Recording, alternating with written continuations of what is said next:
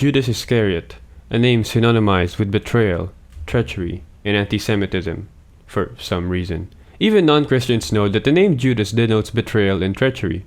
But why? Well, that question everyone already knows the answer to, actually. Judas betrayed his master, Jesus. But Christianity asserts that Jesus' death was not a result of unfortunate events, but rather it is the will of God. It is even believed by Christians that not only was Jesus' death prophesied by the Old Testament or the Hebrew Bible, but that even Judas' act of betrayal was part of the plan. That being said, if Jesus' death is a fulfillment of the will of God, and Judas' betrayal, which led to it, was also part of it, why has Judas been cast out as a traitor?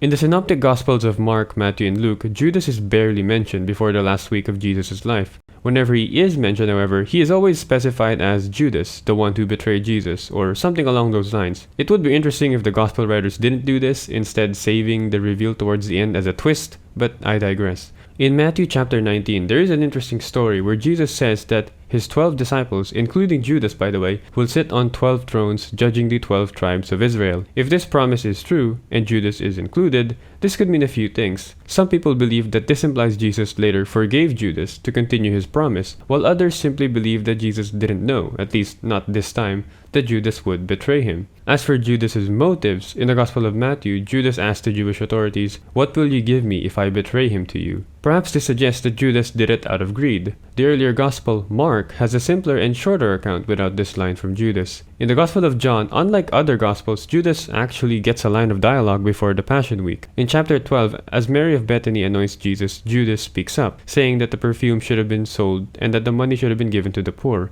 Jesus, however, calls his bluff, as we're told that Judas doesn't actually care about the poor, instead being a thief who stole money from the money bag. Jesus also calls Judas a devil in the Gospel of John. The Greek word here used simply means adversary, so perhaps it could just mean that Judas is against them or is an adversary and not a literal devil or demon. However, Judas and the devil would be in the same sentence a few more times in the Gospel of both Luke and John. Both these Gospels mention Satan or the devil influencing Judas in some way in relation to his betrayal of Jesus. In chapter 13 of John, the author mentions that the devil had already decided that Judas, son of Simon Iscariot, would betray Jesus. In Luke 22, Satan entered into Judas, then he goes off to betray Jesus. It's unclear if Judas, without the influence of the devil, would betray Jesus in the Gospel of Luke though, as he only goes to the high priest when Satan has already entered into him. In the Synoptics, Judas, perhaps sarcastically, greets Jesus with a kiss and uses it as a signal for the troops to arrest him. In the Gospel of John, however, Judas simply leads the soldiers to the garden. Then after that, he just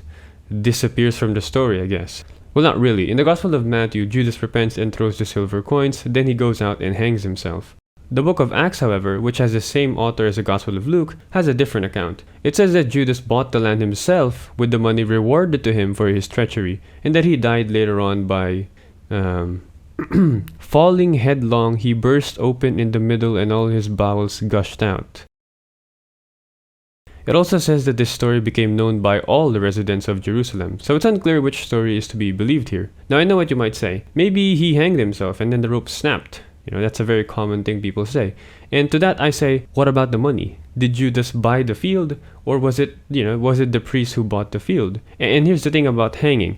If your neck is hanging from a rope tied to a tree and it snaps, how do you fall? I know for sure you don't fall headlong, but I digress. I've never known what it's like to hang anyways. There's probably another mention of Judas, though indirectly, and only about his betrayal in the works of Paul. In 1 Corinthians chapter 11, Paul said, "For I have received from the Lord what I also handed on to you, that the Lord Jesus, on the night when he was betrayed, took a loaf of bread." However, in the Greek to English translation, the word used for betrayed actually just means given up or to be given up. So historians believe that this could also perhaps refer to God symbolically handing Jesus over to his enemies. If this verse is actually about Judas, then that would lend extra credence to the historicity of Judas's betrayal of Jesus, as Paul's letters were actually written around a decade earlier than the first gospel. However, some historians already believe Judas's betrayal to be historical regardless of what 1 Corinthians 11:23 means. The reason being, perhaps, is that it fits the criteria of embarrassment, the same criteria that leads historians to believe that Jesus was in fact a disciple of John the Baptist and that he was executed by the Romans. The criteria of embarrassment is exactly as it sounds. Stories that are too embarrassing are likely to be historical or go back to an older tradition because it's not as likely to be made up or embellished by by later Christians. Another example of a story or tradition that fits this criteria is the baptism. That's not a story that's likely to have been invented by the later Christians, since it suggests that John was spiritually superior to Jesus. In fact, later Gospels try to write around this story, and in John, it's not even there anymore. John the Baptist has become this forerunner figure who only preaches about Jesus, compared to the other Gospel where he's an apocalyptic preacher like Jesus. On the other hand, there are people who don't believe the betrayal is historical. There's many reasons as to why. One I've heard is because of Judas's name. It's a generic name that's meant to represent the Jews, the people of Judah. Get it? Judas, Judah. And that Judas's betrayal is meant to be another example of anti-Semitism in the Gospels. But here's the thing, the Gospels are not anti-Semitic. Nowhere in the Gospels are the Jews condemned for being Jews, as in their race. The Gospels are more than likely displaying a kind of anti-Judaism, insisting on preaching their version of Judaism, which we now call Christianity. As for the name Judas, well, we have other Jewish figures in the first century named Judas, like Judas of Gamala, for example, in Josephus' writings. And we also have other Judases in the Bible. If you were to ask me though, I do think the idea, though not the story, is historical, because Christians had to deal with the belief that Jesus' death was the will of God. If that were the case, why would they fabricate a story about how one of his own chosen men betrayed him? Looking at the story in Matthew 19, about the 12 thrones and the 12 disciples, Judas was not excluded. The early Christians likely wouldn't have wanted for Jesus to come across as someone who misjudged his disciples, and so they're not likely to make up that kind of story. The historian of early Christianity, Dr. Bart Ehrman, also believes that Judas not only betrayed the whereabouts of Jesus, but more importantly, he betrayed information that Jesus believed he was the Messiah, or that perhaps people in his inner circle were calling him the Messiah, which would have been seen as a political and even dangerous claim for the Jewish authorities, perhaps enough to warrant his arrest. Say what you will about the historicity of the Gospels, Judas's betrayal is certainly one in which historians can say is historical.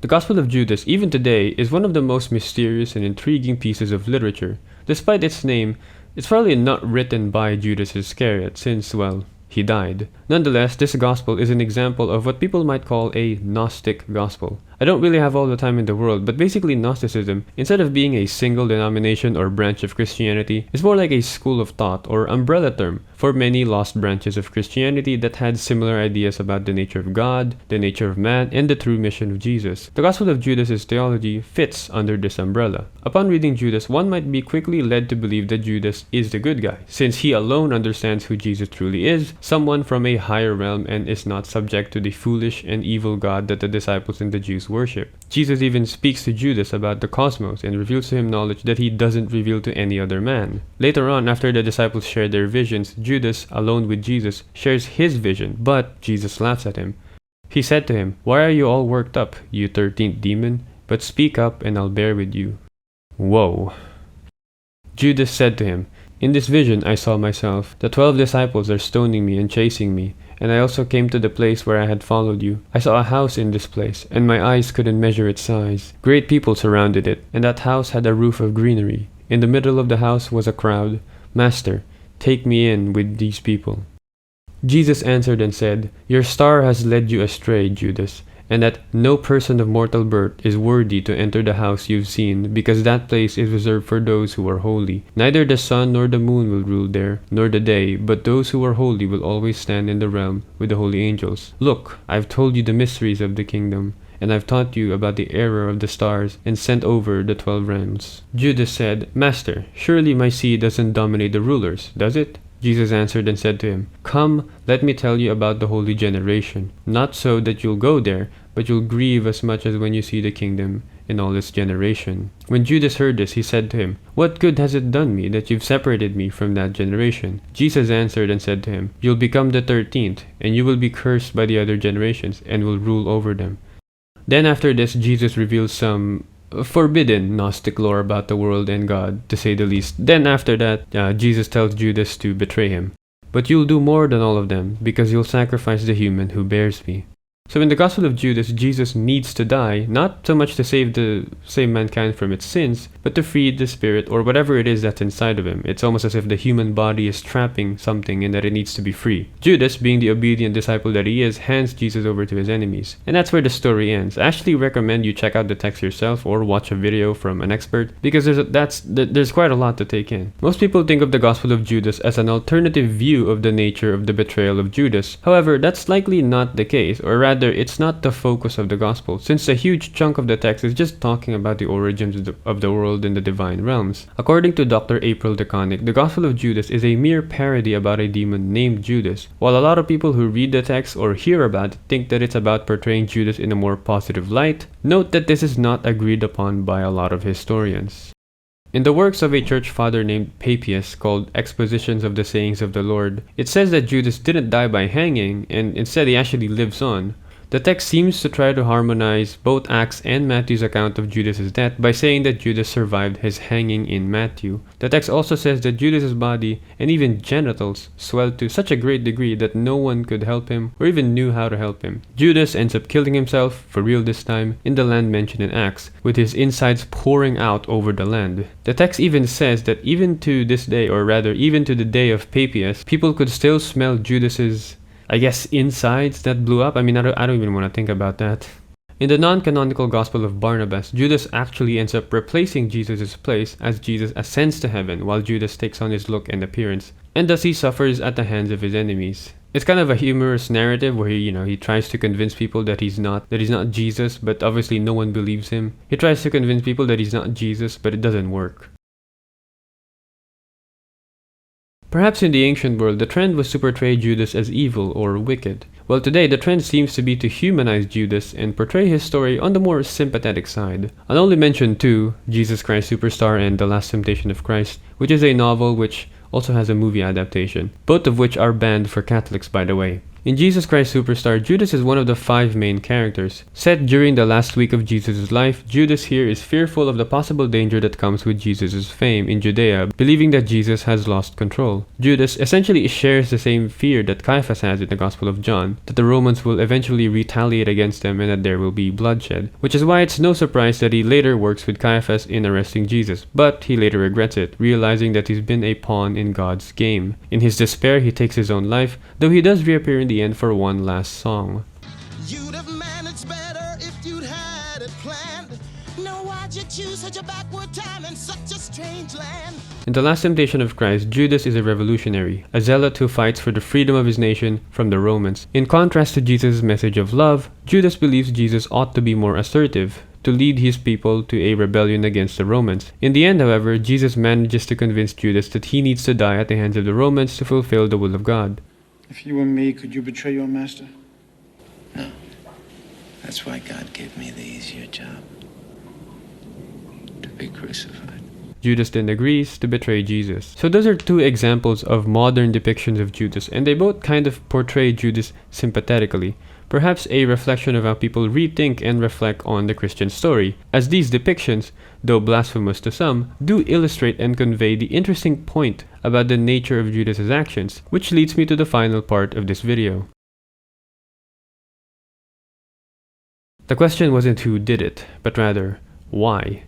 Many have said that if Jesus' death and related to that Judas' betrayal were all part of God's plan, then why would it be right for God, or any of us really, to condemn Judas as a traitor? Some Christians have remained agnostic to the question, but believe that Judas is damned because of his act of taking his own life. But bear in mind that he only does this in Matthew and not in Acts. Whichever account is authentic is up to you. Some have argued that Judas is actually a hero, because without him, Jesus wouldn't have been able to be arrested. That's actually one of the things that the Gospels keep stressing about, that the Jewish authorities can't seem to find a way to arrest Jesus up until Judas betrays Jesus to them. But what do you think? Do you think Judas is a traitor? Or perhaps have people unjustly condemned him for acting, though you might say unintentionally, in accordance to the will of God?